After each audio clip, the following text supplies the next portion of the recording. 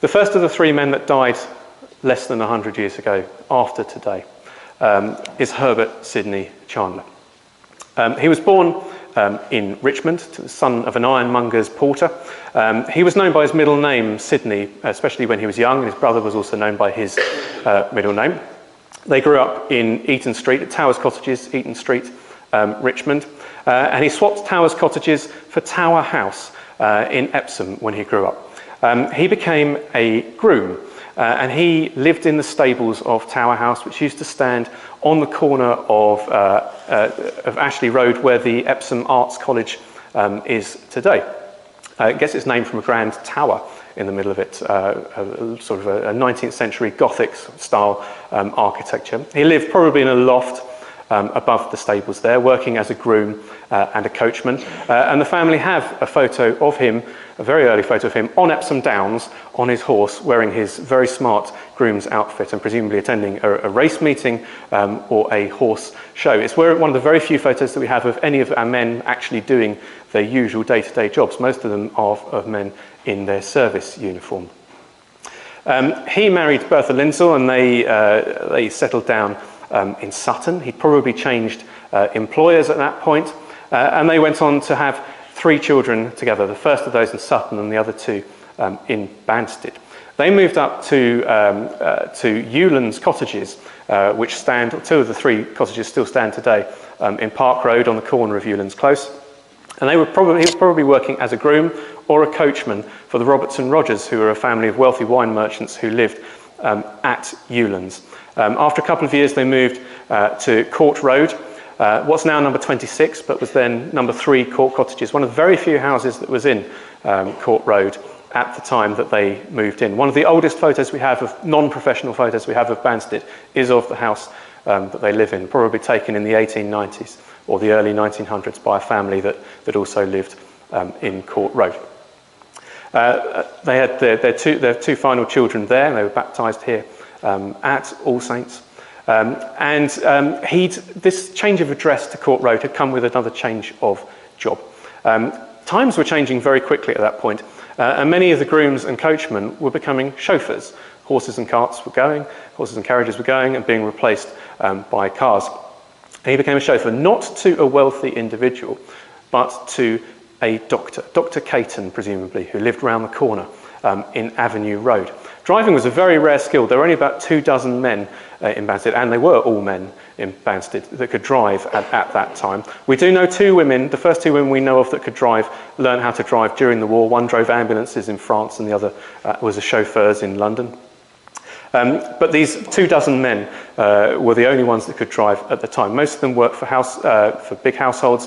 One was a private sort of coach operator, and Sidney was the chauffeur for a doctor who couldn't drive himself, but of course needed to go out and about on house calls all hours of the day and night. That probably means that the Chandlers were probably one of the very first families to be on the telephone when it arrived in Banstead, so that their employer, Dr. Caton, could contact him and call him out.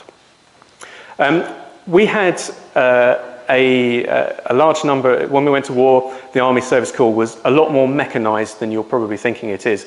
We had an awful lot of lorries that went to war. We were still heavily dependent on horse transport, but we were mechanising quite successfully. We had a number of lorries that went to France. We had a surplus of lorries that we took with us. And in time, as the Army Service Corps grew into this huge organisation supporting ever-increasing numbers of troops, there were thousands and thousands of lorries on the road in the France, and they all needed drivers. And so it was that the Army Service Corps had a recruiting campaign in the start of 1915. They wanted to recruit 10,000 drivers.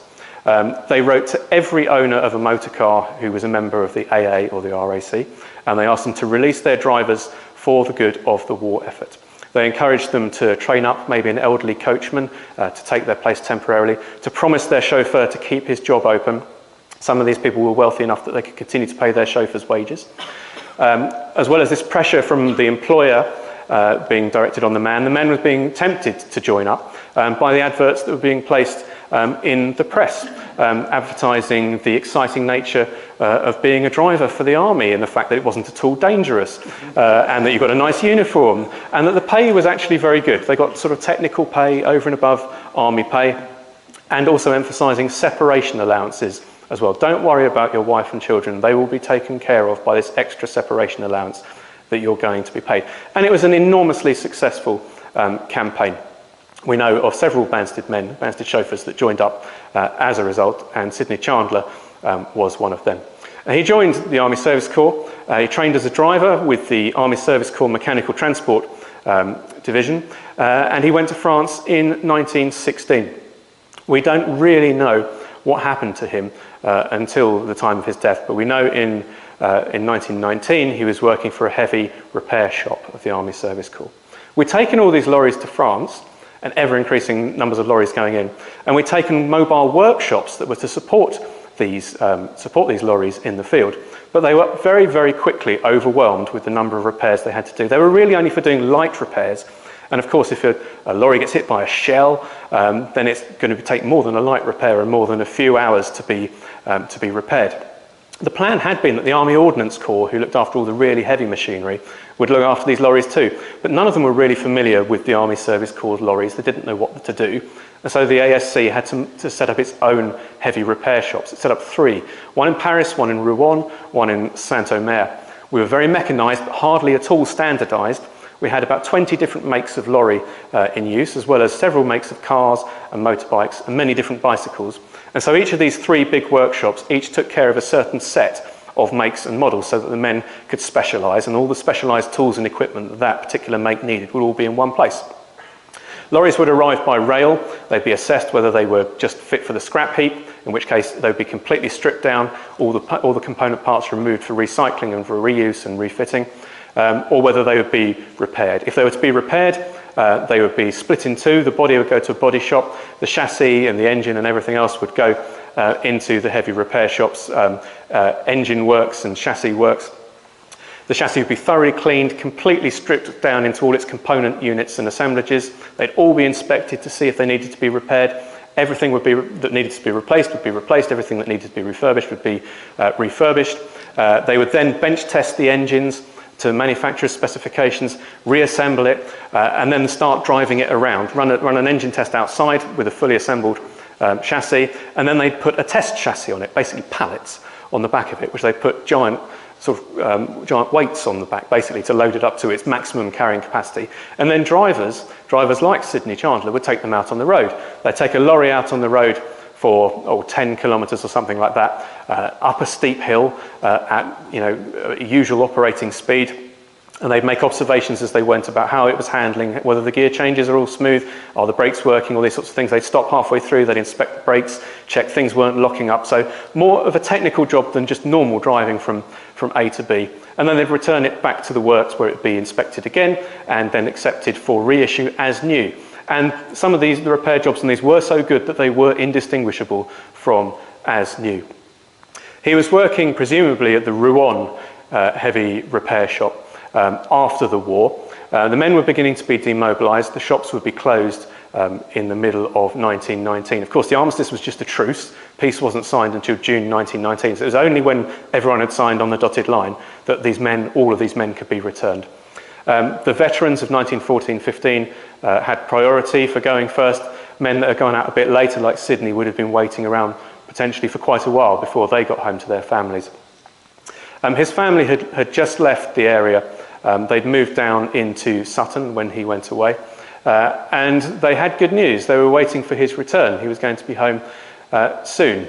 But when the knock on the door came, it wasn't Sidney.